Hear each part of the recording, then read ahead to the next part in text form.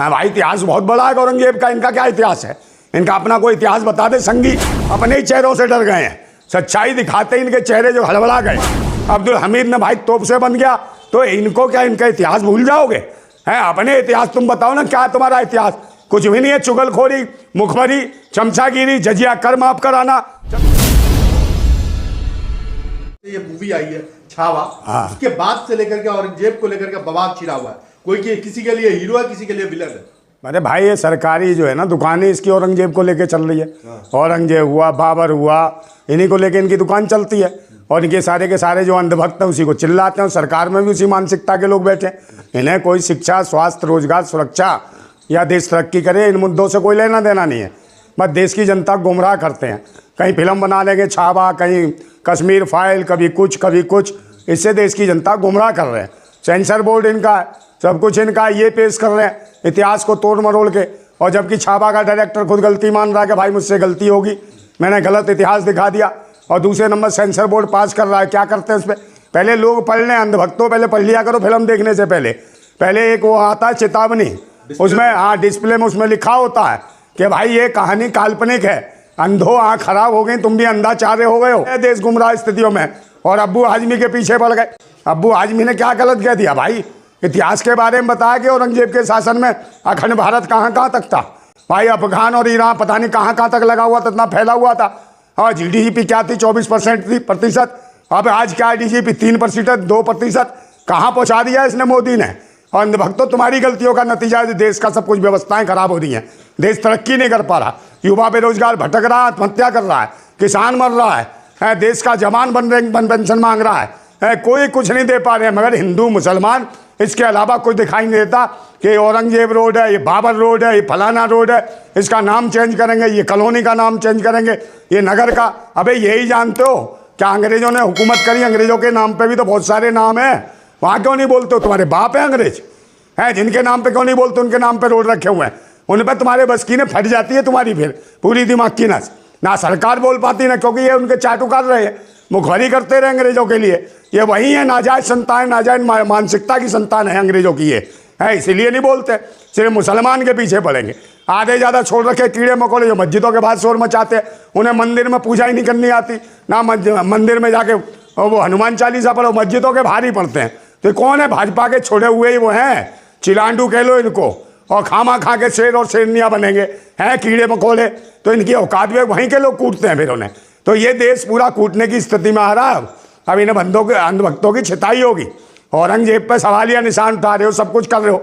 अरे भाई, औरंगजेब ने 45 साल शासन कर लिया, तुम कितने साल कर लोगे? उसने पूरे देश को चला लिया। उसने कोई भी ये नहीं कहा कि भाई धर्म परिवर्तन करो या ये करो।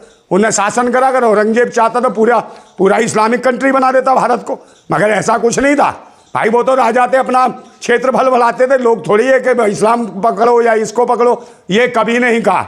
औरंगजेब को बदनाम कर रहे हैं ये लोग, और सब भाजपा का एजेंडा है कि मुसलमानों के पीछे पड़ जाओ।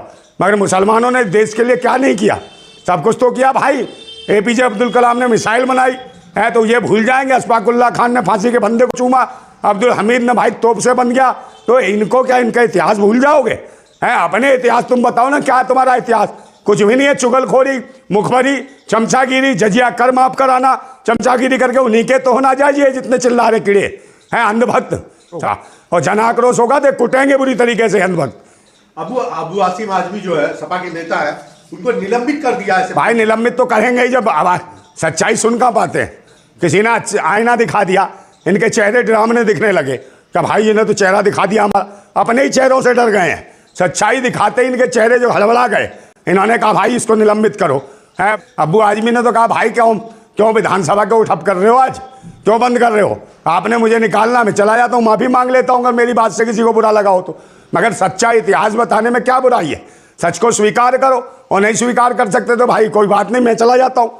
तो ये अब्बू आजमी ने कहा। मगर ये लोग जो है ना सारा फिल्में बनाते हैं, और फिल्में वो बनाते हैं जो इतिहास को तोड़ मरोड़ के बनाते हैं। मुख्यमंत्री है, उन्होंने खुद कहा 100% इसको जेल जाना होगा। अरे जेल जाना होगा तो ये तो तानाशाही है, जिस मर्जी वो आतंकवादी देशद्रोही। इनको क्या भाई, ये सबको वो बांट रहे हैं प्रमाण पत्र। ये खुद बताए ना अपना इतिहास। सारे तो वही है, सावरकर के चमचे, सारे नाथूराम गोडसे की औलाद है। ये वही तो हैं जो देश के जो क्रांतिकारियों, चाहे भगत सिंह हो, चाहे राजगुरु हो, चाहे महात्मा गांधी हो, चाहे चंद्रशेखर आजाद हो, उन सबके खिलाफ तो इन्होंने काम किए हैं, उनके खिलाफ मुखबरी की है।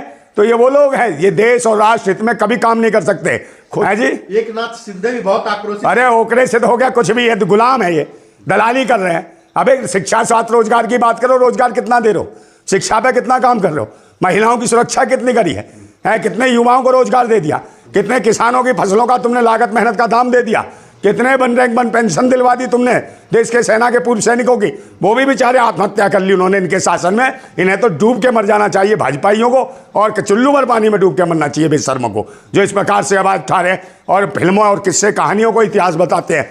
सच्चाई इनसे देखी नहीं जाती, इतिहास इनसे पढ़ा नहीं जाता, क्योंकि जितने भी चुन के आ रहे सब अंधभक्त और अनपढ़ ही तो है देश में। और कौन है, जब कोई मामला जाए कोई कठमुल्ला, कोई मुल्ला, ऐसे शब्दों का उपयोग करते हैं। भाई संवैधानिक पद पर होते हुए तो आतंकवादी देशद्रोही तो ये है, इनके खिलाफ मुकदमा कौन बनाएगा, क्योंकि ये तानाशाही में बैठे हैं। इनकी तानाशाही देश की मालिक जनता जिस दिन इन्हें कूटेगी ना, तो भरभरा कूटेगी, अदरक की तरह कूट देगी, कूटदान में डाल के। ये भागते फिरेंगे मगर बच नहीं पाएंगे एक भी, इन्हें देश छोड़ के भागना पड़ेगा, और यहाँ नहीं तो देश की जनता इन्हें वहीं पहुंचा देगी जहाँ की इनकी औकात है। किसी ने भी कहा कि उत्तर प्रदेश में होता तो बताते हैं। उन्हें साधु कौन होता है, साधु तो भाई सीधा और सरल होता है, सबकी जिंदगी के लिए दुआ करता है और सबका ये माहौल अच्छा बनाता है, सौहार्द फैलाता है, शांति की बात करता है।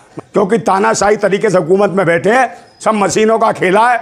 भारत निर्वाचन आयोग भाजपा निर्वाचन आयोग बन गया है, उसी के माध्यम से बैठे हुए हैं। औरंगजेब की कहानी 600 साल पहले खत्म हो गई, अब जब से छावा मूवी आई है तब से फिर से लोगों ने औरंगजेब के बारे में। अरे भाई खत्म कहाँ से हो गई, इतिहास तो इतिहास रहेगा ना।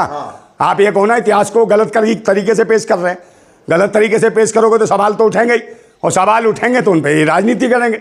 इनका काम ही है, क्योंकि मेन स्ट्रीम मीडिया है इनके साथ, चारों स्तंभों पे सब ये दीमकें घुस गई हैं, जो देश को लूटने वाली नोचने वाली हैं, देश को गुमराह करती हैं, वही तो गुमराह कर रहे हैं।